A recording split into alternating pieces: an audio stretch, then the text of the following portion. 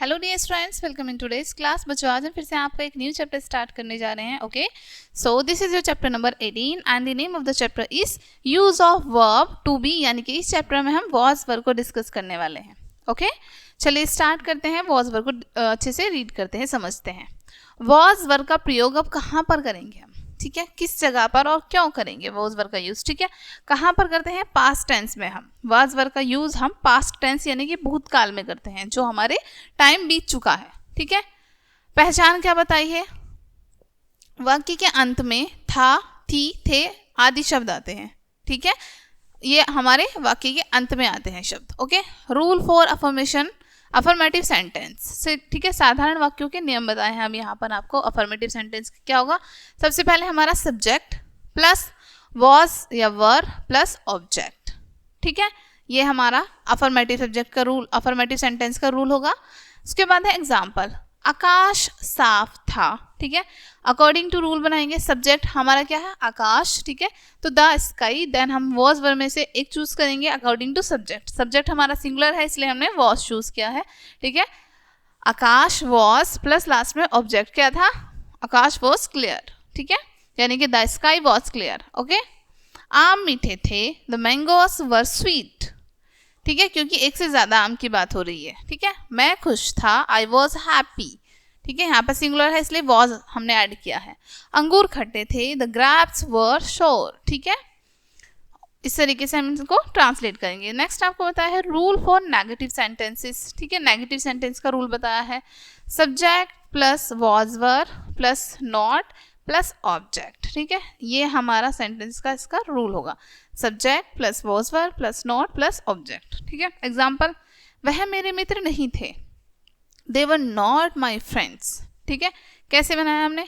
पहले हम हमारा सब्जेक्ट, उसके बाद वे, यानी कि बहुत एक से ज़्यादा की बात हो रही है वे, ठीक है, इसलिए हमने वर लगाया, दे वर, उसके बाद नॉट माई फ्रेंड्स, ठीक है, ऑब्जेक्ट।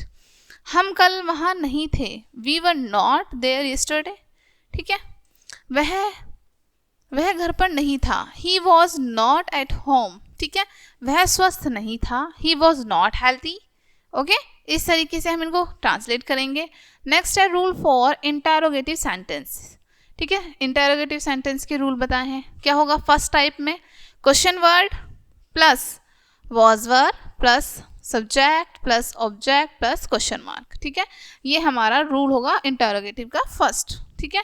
सेकंड रूल में क्या होगा? सेकंड टाइप में was verb plus subject plus object plus question mark, ठीक है। ये सेकंड टाइप का रूल होगा हमारा। Okay, this is our second rule and this is our first rule, ठीक है।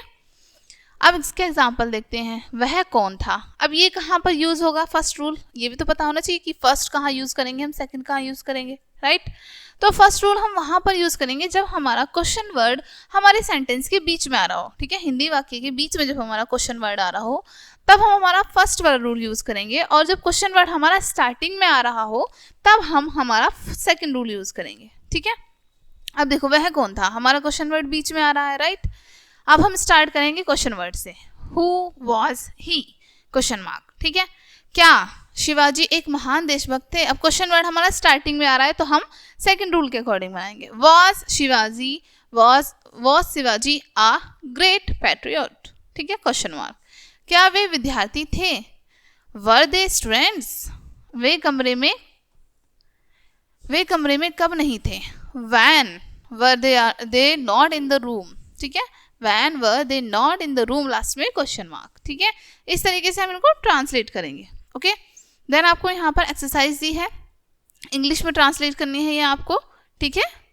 देन ये एक्सरसाइज आपको हिंदी में ट्रांसलेट करनी है।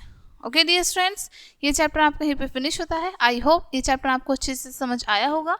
मिलते हैं नेक्स्ट वीडियो में एंड थैंक्स फॉर वॉचिंग।